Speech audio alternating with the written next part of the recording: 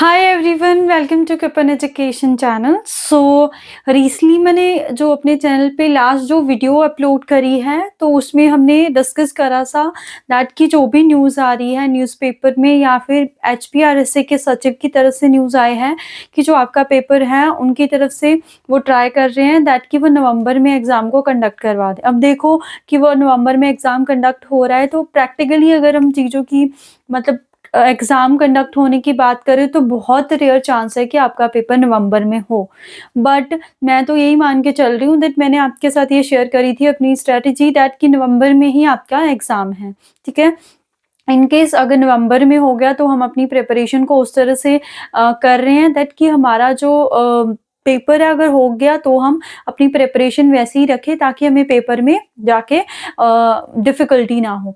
बाकी अगर नहीं होता है तो क्या होगा कि आपकी एक अच्छे से तैयारी तो एटलीस्ट हो जाएगी, आपको और आगे के लिए टाइम मिल जाएगा। उस टाइम में आप अपनी तैयारी को और अच्छे से कर सकते हो, ठीक है? देखो बात एक ये है कि आपके फॉर्म जो हैं फिल हो चुके हैं तो पेपर तो ज़रूर होगा। तो इसीलिए तैयारी करनी is the most most important, right? देखो, अगर आपका नहीं हो रहा है, आपके फ्रेंड का हो जाएगा, फ्रेंड का नहीं हो रहा है तो उसके फ्रेंड का हो जाएगा। जो भी तैयारी कर रहे हैं, जो तैयारी कर रहे होंगे उनका एग्ज़ाम हो जाएगा। सिर्फ़ बातें करने से कि आपको कहीं से भी मटेरियल मिल जाएगा या किसी की मोटिवेशनल स्ट्रैटेजी लेने से कुछ भी नहीं होगा। एट द एंड सब कुछ आपको ही करना है। गवर्नमेंट जॉब आपको चाहिए तो उसके लिए जो हार्ड वर्क है वो भी आपको ही करना पड़ेगा, राइट? तो फिर जो लास्ट मैंने वीडियो अपलोड करी थी तो उसमें बच्चों को डाउट्स आ रहे थे दैट मैम आप कैसे प्रिपेयर कर रहे हो, ठीक है? ये डाउट आ रहे थे या कुछ एक मटेरियल्स के बारे में बता दीजिए या कुछ बच्चों के मैसेज आए थे दैट मैम आप डेली क्या अपनी स्ट्रैटेजी लेके चल रहे हो, आप कैसे प्रिपेयर कर रहे हो, ठीक है? तो वो सारी बातें मैं आज आपके साथ डिस्कस करने वाली हूँ ताकि आप भी उनको फॉलो करके अपनी स्ट्रैटेजी को बूस्ट अप कर सकते हो, ठीक है? बात एक ये भी है कि जैसे जैसे लाइक मैं जो है एक दिन में अपना टारगेट रख के चल रही हूँ कि अपना एक चैप्टर कंप्लीट कर दूँ। हो सकता है आपसे वो टारगेट ना हो या आप में कैपेबिलिटी हो कि आप एक दिन में 2 चैप्टर्स भी कर सकते हो, ठीक है? तो जो कैपेबिलिटीज़ है वो पर्सन टू पर्सन वेरी करती है। तो मैं जस्ट अपनी आपके साथ शेयर करना चाह रही हूँ। बाकी आपको अगर अच्छा लगता है तो आप उसको फॉलो कर सकते हो और मैं क्या-क्या कहाँ से मटेरियल जो है वो यूज़ कर रही हूँ। देखो एक बात मैं आपको बताना चाहूँगी, आपको कोई भी बुक परचेज़ करने की ज़रूरत नहीं है। मैंने बहुत जगह, बहुत सारी वीडियोज़ में, बहुत सारे यूट्यूबर से सुना है कि वो बच्चों को कह रहे हैं ये वाली बुक ले लो, ये वाली बुक ले लो, ये वाली बुक ले लो। प्लीज़ आप कोई भी बुक बाय मत कीजिए, आपको कोई ज़रूरत नहीं है। अपनी एनसीईआरटी उठाओ, उसको पढ़ो। एनसीईआरटी आप पढ़ रहे हो, NCERT is more than enough. मैं अपनी हर एक वीडियो में यही बात कर रही हूँ that NCERT is more than enough.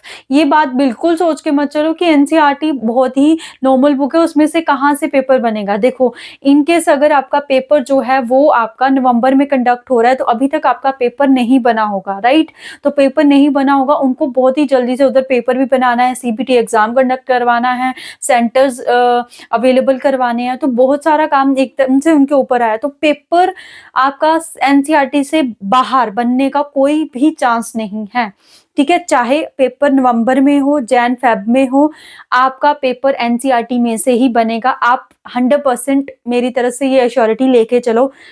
2 to 3 या 3 टू 5 3 3 टू 5 मैं बहुत ज़्यादा बोल रही हूँ, 2 टू 3 मैक्सिमम बहुत 3 क्वेश्चन ऐसे होंगे दैट कि वो एनसीईआरटी के ही होंगे। थोड़ा-सा होता नहीं है कि अगर आपने कॉन्सेप्ट पढ़ा है, उस क्वेश्चन को उन्होंने घुमा दिया। देखो केमिस्ट्री और फिज़िक्स की तो मैं गारंटी ले रही हूँ कि आपको एनसीईआरटी की बाहर से कोई क्वेश्चन नहीं आएगा। मैथ्स की भी है बट मैथ्स की वही है कि 90% सिलेबस आपका एनसीईआरटी का ही है। कुछ एक 10% मतलब जो मैंने पीवाईक्यू देखे हैं, उसमें क्या है आपका दैट की जो क्वेश्चंस हैं वो थोड़े-से आपके ग्रेजुएशन लेवल के हैं। सिर्फ मैथ्स की बात कर रही हूँ मैं, ठीक है? फिज़िक्स, केमिस्ट्री को मैं बोल रही हूँ, मैं नॉन मेडिकल के लिए बात कर रही हूँ। जो मेडिकल वाले हैं वो केमिस्ट्री के लिए सुन सकते हैं दैट आपका एनसीईआरटी के बाद से पेपर नहीं बनेगा। आप एनसीईआरटी कंप्लीट कर लेते हो, उसके बाद आपके पास टाइम बचता है, आप बुक परचेज़ कर सकते हो क्वेश्चंस को सॉल्व करने के लिए। बट बट देखो आपको एक प्रिपरेशन स्ट्रेटेजी कौन-सी अपनानी है, मतलब क्वेश्चन प्रैक्टिस करने के लिए भी आपको एक अलग से बुक लेने की बिल्कुल ज़रूरत नहीं है। देखो मैं क्या कर रही हूँ, अब मैं बोल रही थी कि मेरी केमिस्ट्री की जो तैयारी है वो तो हो चुकी है, आपके साथ भी मैंने पूरी डिस्कस कर दी है, नोट्स के बारे में भी आपको बता दिया, आप परचेज़ करना चाहते हो, उसका क्राइटेरिया है क्या है कि आपको इंस्टा चैनल पे जाके हमारे चैनल का इंस्टा चैनल जो है क्विक इन एजुकेशन के नाम से, उस पे मैसेज ड्रॉप करना है, वहाँ पे आपको कंप्लीट इन्फॉर्मेशन मिल जाती है नोट्स के रिगार्डिंग, उसका प्राइस क्या रहेगा, कैसे आपको अवेलेबल करवाई जाएँगी, डेमो चाहिए तो आपको डेमो भी दिया जाता है, ठीक है? बच्चे पूछते थे मेरी प्रिपरेशन स्ट्रैटेजी क्या है, ठीक है? तो प्रिपरेशन स्ट्रैटेजी देखो सबसे पहले मैंने अपना जो है केमिस्ट्री खत्म कर लिया और मैंने लास्ट वीडियो में बोला था दैट मैथ्स भी मेरा ऑलमोस्ट डन होने वाला है, बट मैंने मैथ्स के कुछ एक चैप्टर छोड़ दिए हैं, मैं फिजिक्स के ऊपर जंप कर चुकी हूँ, ठीक है? मैंने फिजिक्स को स्टार्ट करा है, मैथ्स के 2-3 चैप्टर जो मेरे छूटे हैं वो मैं टाइमली कर लूँगी, बट मैं फिजिक्स को कर रही हूँ ताकि इन केस अगर नवंबर में एग्जाम होता है तो मैं फिजिक्स को भी अटेम्प्ट तो करना ही है फिजिक्स को। तो मैंने क्या करा है, देखो मेरा हर डे की प्रिपरेशन क्या है, मतलब दैट देखो अगर मैं अपनी अपनी बात करूं दैट मतलब मेरे मतलब मैं एक तरह से बच्चों को पढ़ाती हूँ, ठीक है? तो 6 टू 9 अगर मैं बात करूँ 6 टू 9 मैंने बच्चों को पढ़ाना होता है। उसके बाद 9 टू 10 या 11 तक अपना जो भी ब्रेकफ़ास्ट करके, घर का काम करके मैं फ्री हो जाती हूँ, ठीक है? उसके बाद 11 से लेके 3 बजे तक मैं पढ़ती हूँ, ठीक है? 11 से लेके 3 बजे तक मैं पढ़ती हूँ, कंटिन्यूअसली पढ़ती हूँ, बीच में लंच भी होता है मेरा, ठीक है? 11 से लेके 3 बजे तक मैं पढ़ती हूँ। तो इस 11 से लेके 3 बजे तक मैंने क्या करा हुआ है कि जो मेरी फिज़िक्स की मैंने कल की बात करूँ, कल का मेरा चैप्टर नंबर 2 है जो आपका फिज़िक्स का 11th क्लास का मोशन इन प्लेन, वो मैंने कंप्लीट करा। मैंने कंप्लीट कैसे करा? मैंने क्या करा उसको मतलब अपनी जो मेरी कंपेनियन है, क्योंकि फिज़िक्स के लिए आप कंपेनियन फ़ॉलो कर सकते हो, क्योंकि फिज़िक्स की जो एनसीईआरटी की बुक्स है 11th-12th की, वो बहुत डिफ़िकल्ट है। मतलब अगर आपके बेसिक्स क्लियर नहीं है तो उसको पढ़ना बहुत ज़्यादा डिफ़िकल्ट हो जाएगा। तो इसलिए मैं साथ में कंपेनियन और साथ में एनसीईआरटी रखती हूँ कि टॉपिक वहीं से देखने हैं, उसको ईज़ी वे में सॉल्व करने के लिए कंपेनियन यूज़ करती हूँ, ठीक है? तो फिर मैं क्या करती हूँ कि दैट मैंने सेकंड चैप्टर लिया था मोशन इन प्लेन, तो मैंने कल 11 से 3 के बीच में उसको पूरा पढ़ा, नोट्स बनाए, जहाँ से मेरे को रिक्वायरमेंट है नोट्स की, दैट मेरे को रिवाइज भी करनी है चीजें, ठीक है? मैंने क्वेश्चंस जो भी चैप्टर्स के बीच में क्वेश्चंस थे वो प्रैक्टिस करे साथ में। तो मैंने 11 से 3 चैप्टर को कंप्लीट करा, मतलब 11 से 3 तो मैंने चैप्टर को कंप्लीट कर लिया, उसके बीच में नोट्स भी बनाए और बीच में जो भी चैप्टर्स में हमारे पास क्वेश्चन थे वो मैंने प्रैक्टिस किए। उसके बाद फिर से मेरे को 3 से लेके 7 बजे तक पढ़ाना होता है बच्चों को, उसके बाद वही 7 से 8 फिर डिनर टाइम होता है हमारे पास, फिर मैं 8 से ट्राई करती हूँ 10, कई बार 10 या कई बार 11, ठीक है? यही है मेरी टाइमिंग स्टडी की। तो 8 से 10 और 10 से 11, मतलब 8 से 11 भी हो जाता है कई बार, डिपेंड करता है बॉडी पे कि बॉडी कैसे रिस्पॉन्ड कर रही है, क्योंकि एक बॉडी है वो कई बार जल्दी थक जाती है, तो उसके अकॉर्डिंग तो 8 से 10 या 8 से 11। तो इसमें मैंने क्या करा, जो मैंने ये वाला टाइम है, इस वाले टाइम पे मैं अपना चैप्टर रीड करती हूँ डेली, इस वाले टाइम पे मैं अपना चैप्टर रीड करती हूँ, और जो ये वाला टाइम है मेरा बीच वाला टाइम है, इस वाले टाइम में 8 टू 10 और 10 टू 11, इस टाइम में मैं क्या करती हूँ, इस टाइम में मैंने जो भी एनसीईआरटी की एक्सरसाइज है, चैप्टर 2 एनसीईआरटी एक्सरसाइज है, जो एनसीईआरटी की एक्सरसाइज है, आपकी एनसीईआरटी की एक्सरसाइज है, उसको मैं सॉल्व करती हूँ, क्योंकि फिजिक्स में तो न्यूमेरिकल्स आने हैं, तो हर एक कॉन्सेप्ट के न्यूमेरिकल्स हैं, उसके बाद एमसीक्यूज है, उसको मैं सॉल्व करती हूँ। उनको कर लिया, उसके बाद मैंने बोला हुआ है एनसीईआरटी एग्जाम्पलर है, तो एनसीईआरटी एग्जाम्पलर भी मैं लेती हूँ, उनके क्वेश्चंस भी मैं सॉल्व करती हूँ, तब जाके मैं एक चैप्टर को खत्म करती हूँ। तो मैंने अपना टारगेट ये रखा है दैट एक दिन में मैं अपना एक चैप्टर कंप्लीट कर लूँ, ठीक है? एक दिन में मैं अपना एक चैप्टर कंप्लीट कर लूँ। अब जैसे फिजिक्स की मैं बात करूँ, कितने चैप्टर है हमारे पास, 15 11th में है चैप्टर, यही 14-15 अराउंड, यानी कि 30 चैप्टर तो फिजिक्स के हैं। बीच-बीच में कुछ एक छोटे-छोटे चैप्टर्स हैं, उनको क्या है कि मैं 1-2 दिन में ये ऐसे एक दिन में 2-2 चैप्टर्स भी करूँगी, ठीक है? बीच में ऐसा भी है कि काफ़ी सारे चैप्टर्स जो हैं वो मेरे को आते हैं, तो उनको मैं जल्दी-जल्दी पढ़ के भी खत्म कर सकती हूँ। बट मेरा मेन, क्योंकि ये जो पहले फिजिक्स के ना 11th क्लास का first chapter motion in straight line, motion in plane, laws of motion, work energy, ये 4 और एक ग्रेविटेशन, ये 6 चैप्टर इतने ज़्यादा इंपॉर्टेंट है और इतने ज़्यादा स्कोरिंग है ना, ये बहुत ही ज़्यादा है। तो इन चैप्टर्स को ये मेरे को आते भी है, बट मैं इनको बहुत डिटेल में पढ़ रही हूँ ताकि कोई भी क्वेश्चंस आए वो मेरे से छूटे ना पेपर में, ठीक है। अब बात आती है कि हमें करना कैसे है, कैसे करें, क्योंकि सॉल्यूशंस तो हमारे पास है, बुक्स भी है हमारे पास, हमें समझ में नहीं आता है। तो देखो मैं तो क्या करती हूँ कि मेरे नोट्स पहले के भी बने हुए हैं, मैं समझ के कर लेती हूँ। बट इन केस अगर मेरे को कोई पर्टिकुलर टॉपिक समझ में नहीं आ रहा है, क्योंकि अब मैं भी वीडियोस आपके साथ शेयर नहीं कर सकती हूँ, इतना टाइम नहीं है, मेरे को प्रिपरेशन भी करनी है, साथ में बच्चों को पढ़ाना भी होता है, तो इतना टाइम नहीं है कि मैं रेगुलर बेसिस पे कंटेंट की वीडियो डाल सकूँ, ठीक है। तो मैं क्या करती हूँ, मैं कोई भी टॉपिक लाइक आपने देखा होगा मोशन इन प्लेन में प्रोजेक्टाइल एक टॉपिक है, ठीक है। तो अगर मेरे को प्रोजेक्टाइल से रिलेटेड किसी टॉपिक में कोई भी डाउट आता है, तो प्रोजेक्टाइल यूट्यूब पे आप लिखोगे, आपके सामने हजारों वीडियोस प्रोजेक्टाइल के ऊपर आ जाएंगी, ठीक है। हजारों वीडियोस जो है प्रोजेक्टाइल के ऊपर आ जाएंगे। तो पीडब्ल्यू वाले जो है उनकी ही काफी सारी जो है वीडियोस आ जाती है। तो वहां से मैं एक पर्टिकुलर टॉपिक, अगर मेरे को कुछ एक समझ में नहीं आता तो मैं ऐसे देख लेती हूँ। बट मैंने क्योंकि ऑलमोस्ट मेरे को अगर मैं बात करूँ 2018 से मैं पढ़ा रही हूँ बच्चों को, तो 2018 से लेके 25 तक क्या होगा, 7 ईयर्स तो हो गया मेरे को बच्चों को पढ़ाते हुए। तो बहुत सारे टॉपिक्स जो हैं वो मेरे क्लियर है। इनकेस फिर भी क्योंकि अब एग्जाम के पॉइंट ऑफ व्यू से पढ़ना है, तो PYQs को भी देखा जाता है, क्योंकि हम जो बच्चों को पढ़ाते हैं उसमें क्या होता है, हमारा दैट थ्योरी होती है, ठीक है। 11th 12th के जो बच्चे होते हैं उनके लिए थ्योरी होती है। थ्योरी पढ़ाना और क्वेश्चंस को सॉल्व करना, उसमें डिफरेंस होता है, ठीक है। 1 मिनट, माइक चल रहा है, मेरे को ये देखना पड़ेगा फिर, क्योंकि प्रॉब्लम आती है बाद में। चल तो रहा है, ओके। तो ऐसे मैं अपनी प्रेपरेशन को कर रही हूँ। Same for the mathematics. तो बच्चों के ये भी डाउट आ रहे दैट मैथ्स के लिए कोई मटेरियल बता दूं।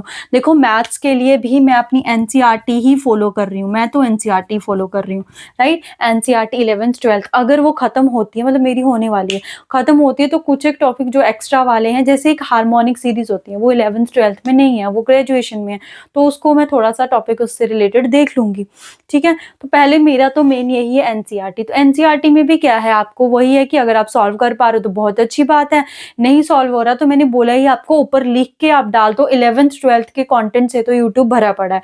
बात वही आता है कि आपको क्वेश्चंस को देखना, टॉपिक को देखना, उनके जो PYQ है, क्योंकि वो जो क्वेश्चंस को सॉल्व करवाएंगे कि डिफरेंट लेवल्स के क्वेश्चन, वो नीट और जेई के पॉइंट ऑफ व्यू से करवाएंगे, वो आपका लेवल नहीं है।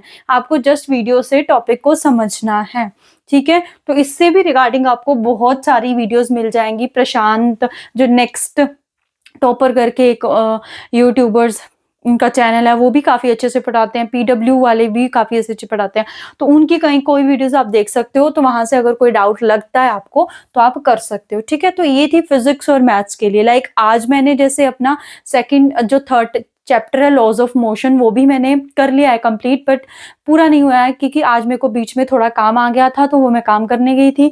तो बीच में आज थोड़ा सा क्या हुआ, मेरा चैप्टर कंप्लीट नहीं हुआ है, क्योंकि मेरे को वीडियो भी डालनी थी, तो वो वाला काम भी था मेरे पास। तो आज का जो है वो मेरा लॉज ऑफ मोशन, मेरा टारगेट तो ये रहता है कि अगर मैं क्वेश्चंस ना करूँ ना, तो मेरा टारगेट ये जरूर रहता है कि चैप्टर तो एटलीस्ट मैं एक दिन में कंप्लीट कर लूँ, ठीक है। तो ये थी मेरी प्रिपरेशन स्ट्रेटेजी। अब मैथमेटिक्स के लिए बच्चे बोल रहे हैं मटेरियल बता दो, तो मैंने बोला एनसीईआरटी 11th 12th। अब बुक्स तो आप नहीं ले सकते, तो ऐप्स को डाउनलोड करो। मैंने ऐप्स का जो लिंक है वो डिस्क्रिप्शन बॉक्स में दे रखा है, वहां से आप ऐप्स डाउनलोड कर सकते हो। आपको बुक्स भी मिल जाएंगे, सॉल्यूशंस भी मिल जाएंगे, ठीक है। वहां से आप देख सकते हो। फिर भी कोई डाउट रहता, कमेंट सेक्शन ओपन है, वहां से आप देख सकते हो, ठीक है। बाकी अब जैसे मेडिकल के बच्चे हैं, ये तो हमारी फिजिक्स और मैथ्स के लिए होगी। केमिस्ट्री को तो आपके साथ शेयर कर दिया गया है। आप भी बॉटनी जूलॉजी के लिए सेम कर सकते हो, यही वाली। आपको करना क्या है, आपको वही करना है दैट अपना जो चैप्टर है, जैसे बॉटनी है उसका चैप्टर पढ़ोगे, उसकी एक्सरसाइज को सॉल्व करोगे, देन उसके बाद आपका मेडिकल वालों का यह कि न्यूमेरिकल्स बहुत कम होंगे आपको, ठीक है। न्यूमेरिकल्स कम होंगे, थ्योरी पार्ट होगा। तो आपका तो बहुत इजी तो नहीं, सॉरी इजी वर्ड नहीं हम यूज कर सकते। मैं ये बोल सकती हूँ कि आपको सॉल्व करने की जरूरत नहीं। आप थ्योरी पढ़ोगे तो आपका क्या है कि आपकी एनसीईआरटी एक्सरसाइज, उसके बाद एनसीईआरटी एग्जाम्पलर की एक्सरसाइज आप कर सकते हो, राइट। अब ये भी है हमारे पास CDP, इसको कैसे करोगे, इस पे क्या किया जाए, सीडीपी को कैसे किया जाए, है ना? इस पे भी बड़ा वो है। देखो मैं तो अभी फ़िलहाल के लिए सीडीपी को नहीं करने वाली हूँ, सीडीपी और जीके मैं नहीं छेड़ रही हूँ, ठीक है? सीडीपी हो गया, ये हमारे पास जीके सेक्शन हो गया। मैं तो सीडीपी, जीके फ़िलहाल के लिए नहीं कर रही हूँ। लास्ट के 10 डेज़ के लिए मैंने सीडीपी रखी हुई है। लास्ट के 10 डेज़ के लिए, 10 टू 20 डेज़ के, 10 टू 15 लगा लो, ठीक है? तो क्योंकि सीडीपी और जीके में ना मेरे को ऐसा, क्योंकि मेरे को ना जिस भी इसी वजह से मैं बायो वाली फील्ड में नहीं गई थी, मैं नॉन मेडिकल बैकग्राउंड में इसी वजह से आऊँ। जबकि मेरे को बायो बड़ी अच्छी लगती है as compare to maths, but फिर भी मेरे को ऐसे, जब मैं छोटी होती थी ऐसे लगता कि चीज़ों को याद करना पड़ता है, तो उस सब्जेक्ट में मैं नहीं जाऊँगी। मतलब जहाँ पे सॉल्व करना पड़ता है ना, वो मेरे को ज़्यादा अच्छा लगता है। तो ये सीडीपी और जीके में सेम वही है, याद करना पड़ता है, तो इसको मैं हमेशा, मेरा कोई भी एग्ज़ाम होता था ना, जो भी थ्योरी वाला पार्ट होता था, उसको मैं हमेशा एग्ज़ाम से कुछ 1 घंटे पहले के लिए रखती थी, दैट यार कि मेरे को याद रहे वो चीज़ें। तो सेम सीडीपी और इसमें भी मेरे साथ यही है कि जीके का जो मेन पोर्शन है, नॉर्मल जीकेज़ है, वो मेरे को पता है कि वो मेरे को पहले से आती है, क्योंकि अपनी स्टेट है, अपनी कंट्री है, उसके बारे में नॉर्मल तो पता होना चाहिए। तो वो तो आता है, बट जो करंट अफ़ेयर है, जैसे लास्ट के 6 मंथ्स के करंट अफ़ेयर ही एग्ज़ाम में पूछे जाते हैं, ठीक है? तो वो और सीडीपी, अब सीडीपी में क्या करना है? सीडीपी में थ्योरीज़ हैं, वही सारी थ्योरीज़, तो थ्योरीज़ मेरे को आती है, तो थ्योरीज़ वाले पार्ट को तो मेरे को रिवाइज़ करना है, नोट्स बने हुए हैं उनके, तो उनको रिवाइज़ करना है, उसकी मेरे को कोई टेंशन नहीं है।